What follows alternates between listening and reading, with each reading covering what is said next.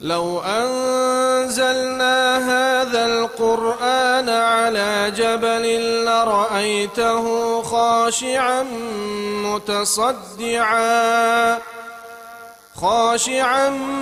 متصدعا من خشية الله.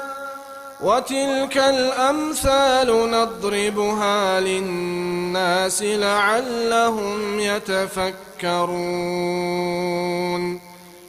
هو الله الذي لا إله إلا هو عالم الغيب والشهادة هو الرحمن الرحيم.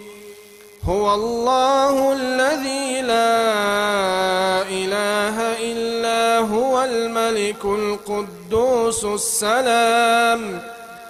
السلام المؤمن المهيمن العزيز الجبار المتكبر. سبحان الله عما يشركون. هو الله الخالق البارئ المصور له الأسماء الحسنى يسبح له ما في السماوات والأرض وهو العزيز الحكيم.